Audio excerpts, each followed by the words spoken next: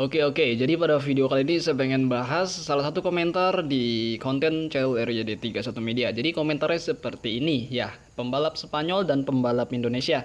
Untuk pemula alias penjelajah dari bawah, mereka masih bisa bersaing di barisan depan atau zona poin. Tapi saat tampil di level atas seperti Moto3, bisa kita saksikan sendiri sebagian besar pembalap Spanyol terus berkembang dan tidak mau cepat berpuas diri dengan segala macam pemberitaan dan pujian. Beda dengan pembalap Indonesia, dan jika Fadila Arbiaditama tampil di Moto3, nanti prediksi saya dia bernasib sama dengan Mario Aji, akan terseok-seok di barisan belakang. Mari kita buktikan. Oke, komentarnya udah saya balas juga sih sebenarnya, karena saya suka banget baca-bacain komentar. Salah satu apresiasi saya kepada teman-teman yang udah mau komentar di channel ini sih. Jadi salah satunya itu termasuk saya kasih love, tapi komentar-komentar yang seperti ini mungkin gak saya kasih love, tapi saya balas juga. Saya balasnya seperti ini, rezeki orang beda-beda. Sebelum Arbi juara juga yakin banget Arbi banyak yang komentar bakal lebih buruk dari Mario Aji saat di FIM CV Moto3 atau sekarang namanya Junior GP. Dan gak usah jadi dukun juga sih. Bener gak sih, gak usah jadi dukun ya kalau bisa memprediksi nanti ke depannya bakal sama-sama terseok juga. Ya mungkin karena kalau kayak gitu bisa bukan prediksi ya.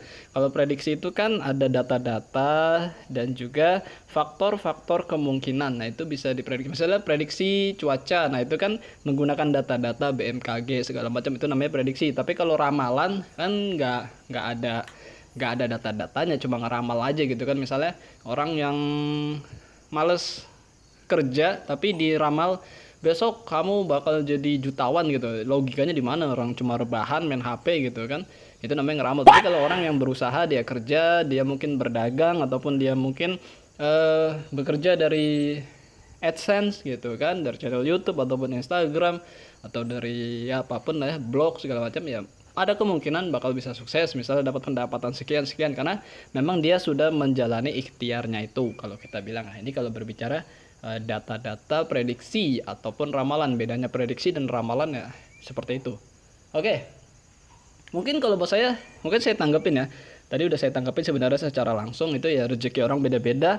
Satu, orang nggak ada yang nyangka bahwa Fadila Arbi kemarin bakal bisa juara di race kedua FIM Junior GP Moto3 World Championship di sirkuit Catalunya Barcelona tanggal 16 Juli 2023. Orang nggak ada yang percaya, bahkan saya sendiri pun kayak nggak percaya, karena waktu lihat race satunya Arbi cukup berat untuk bisa meraih poin, dan saya pikir is okay, mungkin nanti race 2 dia bisa poin, paling nggak di finish di posisi 10 besar itu udah termasuk sangat hebat. Karena tadi saya bilang saya menggunakan prediksi, yaitu data-data ketika dia free practice 1, free practice kedua, kemudian kualifikasi 1, kualifikasi 2. Jadi semua itu yang bisa membuat saya memprediksi bahwa sepertinya Fadila Arbi ya mungkin sebaik-baiknya di race 2 dapat poin udah sangat-sangat bagus.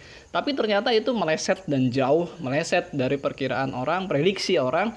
Ternyata Arbi malah bisa juara 2 dan dia bisa beruntung lagi juara 1 karena memang David Almanza sendiri mendapatkan penalti turun satu posisi karena dia mengovertake pembalap ketika yellow flag dikibarkan. Nah ini yang saya bilang adalah orang memiliki rezekinya masing-masing. Jadi kita nggak bisa langsung mencap seseorang bahwa kamu gagal, kamu tidak bagus, kamu itu bakal terpuruk, kamu tuh bakal terseok-seok karena kamu itu begini. Nggak bisa, rezeki orang beda-beda. Jadi ya itu saya bilang, kita dari sebelum lahir ke dunia ini, yang saya yakinin mungkin kalau saya seorang muslim adalah setiap manusia itu memiliki rezekinya masing-masing. Jadi nggak bisa kita langsung sama ratakan. Memang generasi-generasi sebelum Fadila Arbiaditama demikian, tapi itu memang dasar rezekinya dia. Nah balik lagi ke situ, punya rezeki masing-masing. Gak usah jauh-jauh, mungkin pembalap-pembalap di seluruh dunia kita bisa bilang mungkin beragamanya pun tidak banyak yang beragama muslim, tapi mereka itu meyakini adanya keberuntungan. Nah coba deh, kita sering baca, kalau kita nonton MotoGP, World Superbike ataupun segala macam, mereka tuh sering banget ketika setelah race mereka mengatakan bahwa ya mereka mendapatkan keberuntungan, ya, seperti Dewi Fortuna segala macam yang mereka sebut-sebutkan. Artinya mereka merasa ada sesuatu yang di luar kemampuan dia, di luar skill dia, di luar kemampuan si motor yang dia bawa itu. Saya sampai ngomongnya begini banget karena secara sadar manusia itu meyakini ada sesuatu yang memang membantu mereka di luar dari usaha-usaha dan juga kemampuan motor. Nah itu, walaupun agamanya beda-beda ataupun mereka tidak meyakini sebuah agama, ya mereka secara naluri itu meyakini ada sebuah keberuntungan yang itu memang di luar jangkauan masing-masing dari diri dia sendiri dan juga motor tersebut. Nah ini balik lagi tadi saya bilang, kalau kita memang beragama muslim ya, kalau saya pembalap-pembalap Indonesia itu semestinya menjalankan syariat agamanya. Mungkin seperti apa? Mungkin apa yang dilarang oleh agamanya seperti Islam ya dia jauhi, apa yang diperintahkan dia laksanakan agar rezeki dia itu tidak terhalangi. Seperti halnya begini nih. Nyampe nggak? Penghalang terkabulnya doa, janganlah dirimu menganggap pengabulan doa itu lambat, sementara kamu sendiri yang telah menutup jalan pengabulan doa itu dengan beragam dosa dan maksiat. Nah, seperti ini nih. Jadi kita harus meyakini juga, nih kalau buat saya muslim ya, kalau di luar agama Islam atau keyakinan Islam, muslim ya mungkin berbeda lagi. Tapi kalau di muslim memang banyak hal-hal yang dilarang yang akhirnya diterobos oleh pembalap-pembalap tersebut sih. Saya nggak mau menutup-nutupi, memang fakta seperti itu. Jadi jangan berharap misalnya, aduh ntar gue juara nih, tapi rezeki dia sendiri dia yang tutup gitu. Misalnya dengan melanggar, misalnya ya zaman sekarang nih ya, itu pada main slot segala macam, judi, bahkan sampai mempromosikan di story-nya. Ada. Jadi mau gimana gitu kan? Kalau dibilang judi dilarang di Islam, dilarang. Tapi kenapa dia beragama Islam dan dia mempromosikannya gitu kan, apa gacor saya nggak paham lah kayak gitu dan pastinya itu yang menghambat rezeki dia untuk bisa jadi juara. Jadi balik lagi, apa yang mereka yakinin ya harus mereka jalanin dan jangan sampai dia sendiri yang menutup rezeki dia untuk bisa juara. Sebenarnya ini nih poin di konten kali ini, sebenarnya bukannya jadi sok mengajarin atau apa, ini sok ulama ustadz, bukan, tapi saling sharing karena saya juga sudah cukup ya hidup gitu kan, kita melihat berbagai hal. Bahkan yang tadi saya bilang di storynya, pembalap itu mengucapkan misalnya bismillah semoga race kali ini sukses, bisa juara atau bisa poin, tapi jauh banget gaya hidupnya. Bahkan di beberapa sesi dia asik minum minuman yang dilarang dalam Islam gitu kan, dengan mungkin terbawa suasana di pernah di Eropa segala macam.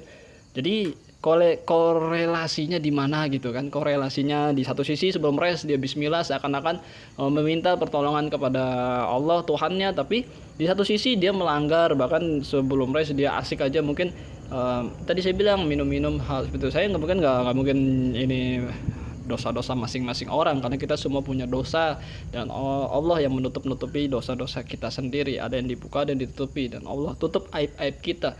Tapi jangan sampai gitu loh. Kalau kita memang masih mau berprestasi di jalur balap seperti ini, ya coba bukannya langsung jadi sok-sok alim gitu, tapi coba yang memang dilarang jangan dilaksanakan.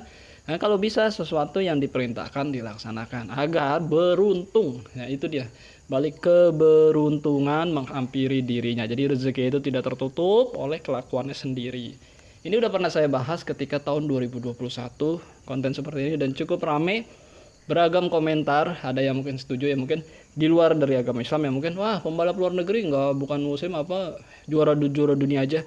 It's okay, tadi saya bilang balik lagi itu tergantung keyakinannya masing-masing kan. Tapi kalau di muslim itu berbeda lagi, dia memiliki aturan-aturan tersebut dan kita harus menghargai.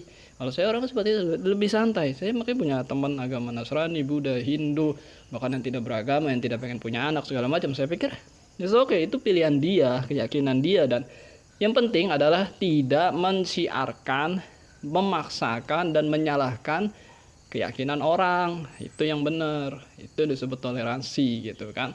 Saya minum kopi, kamu minum teh, ya jangan dicampur-campur. Jadi kopi dicampur teh kan nggak enak gitu kan. Oke, konten hari Jumat, widih kesannya kayak begini, tapi paling nggak masih ada dari intisari dari pembahasan pembalap Indonesia, dan itu fakta, nggak bisa kita tutupin. Mungkin kalian juga tahu. Yang terpenting adalah sukses buat pembalap Indonesia, dan juga adalah sehat-sehat buat mereka semua, termasuk sehat buat kalian semua. Jangan lupa makan dan jangan lupa berdoa. Akhir kata, wassalamualaikum warahmatullahi wabarakatuh. Bye bye.